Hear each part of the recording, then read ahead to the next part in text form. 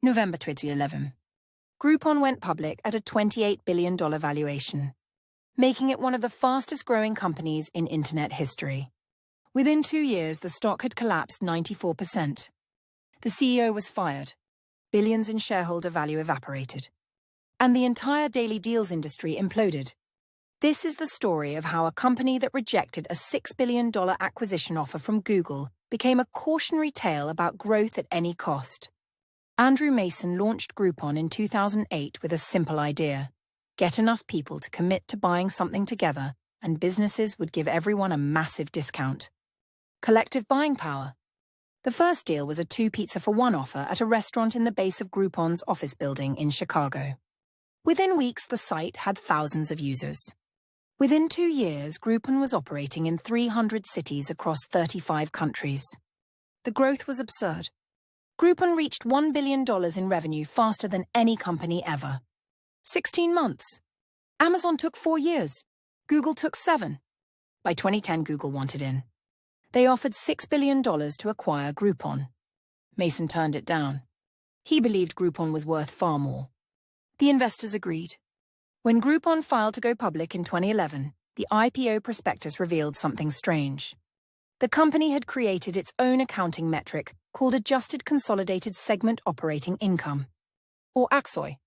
Under ACSOI, Groupon excluded marketing costs from its calculations, arguing that customer acquisition was an investment, not an expense. That was a problem because Groupon spent more on marketing than almost any company in history. In the first quarter of 2011 alone, they burned through $208 million on customer acquisition. Using traditional accounting, Groupon wasn't profitable. It was hemorrhaging cash.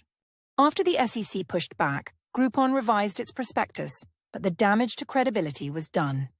Still, the IPO went ahead. The hype was massive. On day one, the stock jumped 40%.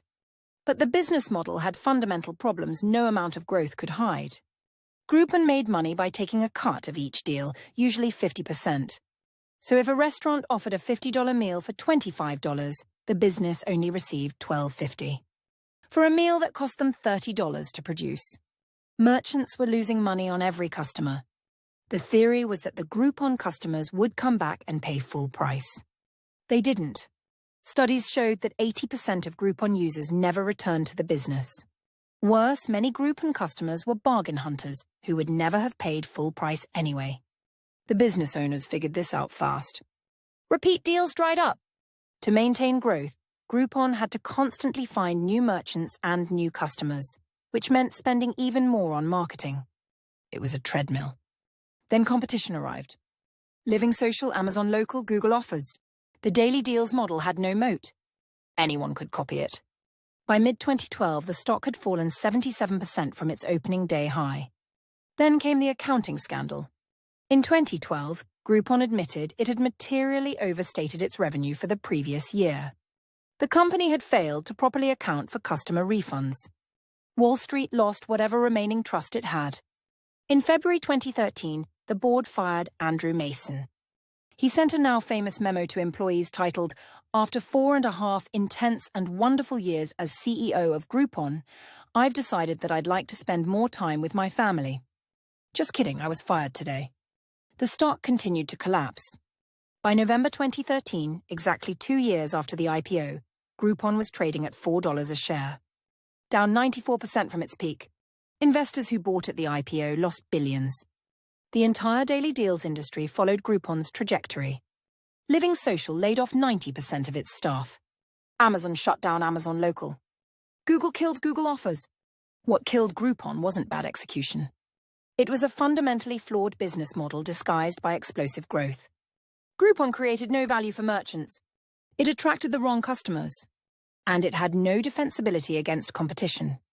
The only way to sustain growth was to spend unsustainable amounts of money.